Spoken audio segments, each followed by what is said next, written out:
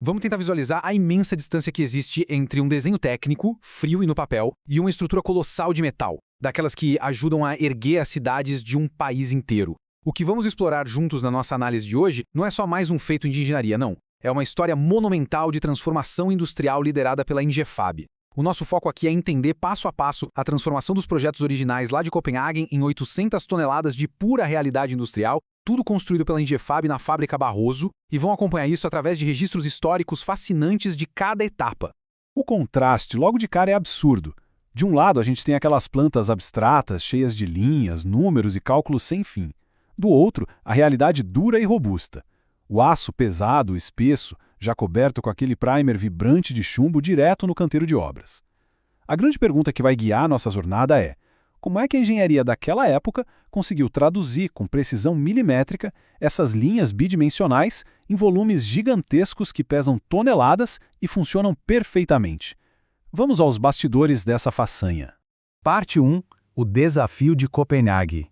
O ano era 1970. O Brasil estava passando por um verdadeiro boom, um aumento gigantesco no consumo de cimento impulsionado pelo crescimento vertiginoso das cidades. Para dar conta dessa demanda maluca, a companhia de cimento Portland Barroso resolveu fazer uma ampliação massiva das suas usinas em Minas Gerais. E quem ficou com a responsabilidade de projetar toda essa instalação super complexa? Simplesmente uma das maiores empresas do mundo no setor, a FL Smith, lá de Copenhague, na Dinamarca. A coisa toda começou bem quietinha, com a chegada discreta de envelopes técnicos. Mas logo depois veio a avalanche. Literalmente milhares de plantas, dados técnicos e layouts hipercomplexos cruzaram o Atlântico até chegar aqui. E no meio dessa montanha de papel estavam todos os dutos, os silos gigantes, moegas e vários componentes metálicos que, por uma questão puramente logística e de soberania, precisariam obrigatoriamente ser fabricados em território nacional. E adivinha? Todo esse desafio colossal da caldeiraria pesada caiu exatamente nas mãos da equipe técnica da Ingefab. Parte 2. Planejamento e precisão matemática. Bom, o trabalho pesado de verdade começou bem longe do pó e do barulho da obra. A regra de ouro dos engenheiros era claríssima: nunca, em hipótese alguma, construir às cegas. Então, o departamento de engenharia não pegava o papel e saía cortando ferro. Eles verificavam minuciosamente cada detalhe das plantas europeias para garantir que a montagem fluísse perfeitamente por aqui. Muitas vezes, eles mesmos precisavam alterar os desenhos de forma ativa. Isso era vital para que as equipes de campo não precisassem inventar moda, os famosos gatilhos ou gambiarras lá no alto da estrutura. Para organizar a casa, a espinha dorsal do projeto seguiu 3 passos incrivelmente sistemáticos. Primeiro, a verificação exaustiva. Depois, a criação do que a equipe chamava de fluxograma. E olha, esse fluxograma era o chefão da obra. Ele ditava absolutamente tudo. Organizava a planificação geométrica das chapas, facilitava a logística dividindo peças enormes em subconjuntos para o transporte e, de quebra, servia como uma codificação mestre. Assim, durante a montagem final, cada um dos milhares de componentes estocados tinha uma espécie de RG único para encontrar o seu lugar certo. É aqui que a magia da matemática entrava em cena. Fazer um tubo cilíndrico a partir de uma chapa reta de metal até parece simples, né? Mas a dor de cabeça colossal começa quando o projeto pede para enfiar um cilindro dentro de um cone com curvas ultra específicas. Sem essa de tentativa e erro. Era pura geometria descritiva avançada e cálculos pesados definindo as medidas exatas de cada peça antes de sequer encostar o giz no aço. E para resolver as equações mais cabeludas que faziam qualquer um suar frio na prancheta, a engenharia achou um parceiro tecnológico sensacional. O icônico computador Olivetti Programa 101. Pessoal, essa máquina era formidável para a época. Os engenheiros estruturavam meticulosamente o problema, preparavam o algoritmo ali mesmo e alimentavam os dados na máquina com o maior cuidado.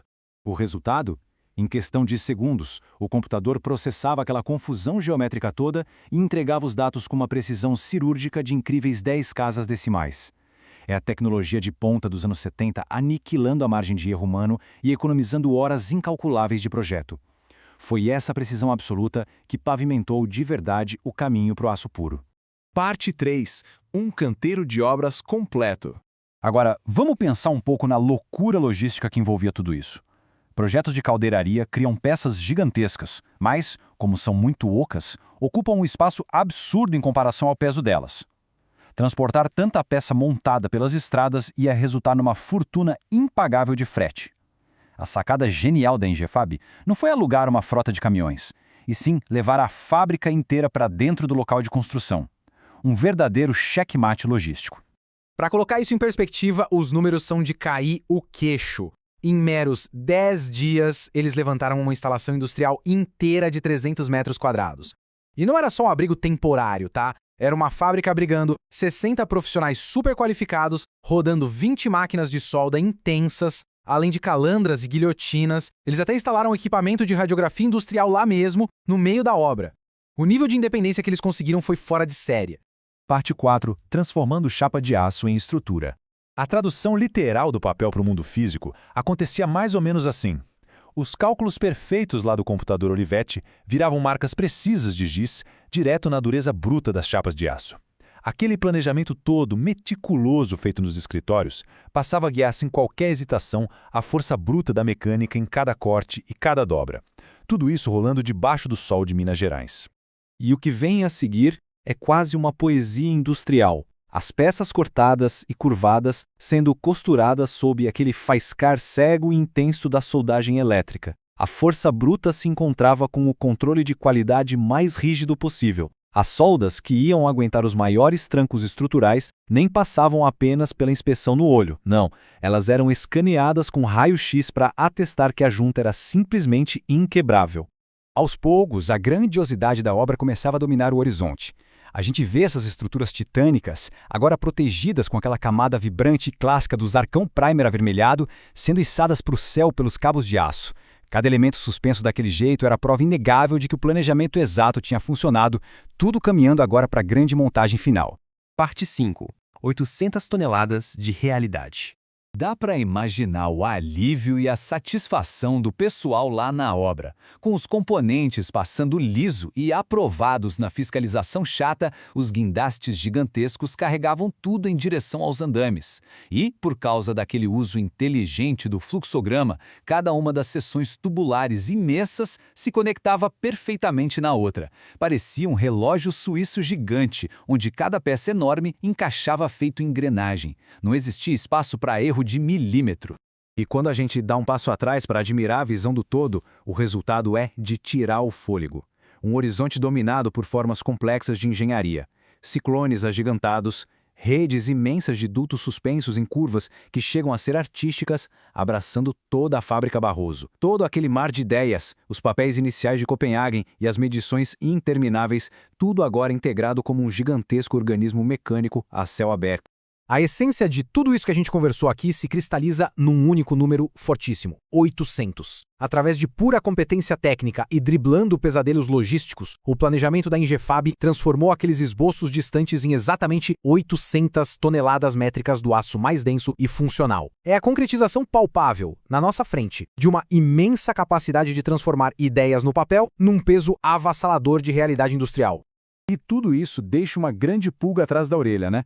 Ao observarmos essas estruturas imponentes que operam no nosso país todos os dias, quanto trabalho humano insano, quantas noites sem dormir buscando exatidão matemática e qual nível de dedicação monumental estão ali, escondidos e silenciosos no meio do aço e das soldas. Histórias incríveis como a da Barroso confirmam que toda a grande realidade industrial começa, na verdade, num projeto ousado que encontrou mãos dispostas a torná-lo real.